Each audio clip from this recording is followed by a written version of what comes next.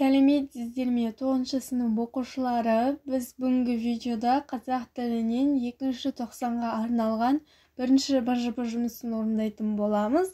Бірінші тапсырма: Астана Экспо 2017 халықаралық мамандандырылған көрмесіне саяхат тақырыбында естеліктеріңізбен бөлісіңіз. Қандай сәттер есте ерекше қалды? Астана қаласында 2017 жылы Экспо 2017 халықаралық көрмесі болды.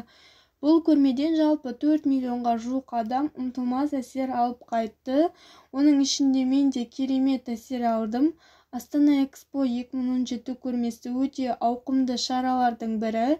Экспоға кірген сәттен бастап көздің жауын алатын ерекше архитектуралық ғимараттарды және заманауи техникаларды көруге болады.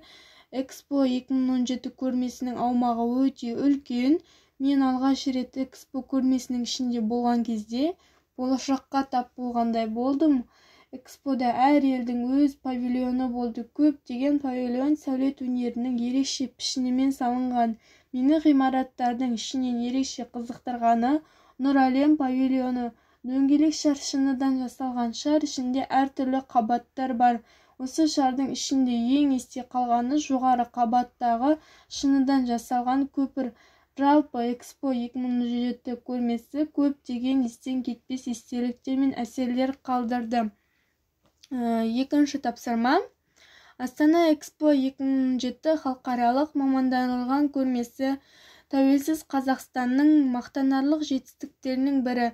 Өз тарапыңыздан мәтін тақырыбына орай тәуелсіз Қазақстанның 7 жетістігін ойластырыңыз. Бірінші жетістік: тәуелсіз Қазақстанның құрылуы. 1991 жылы 16 желтоқсанда тәуелсіз егеменді ел деп жарияланды.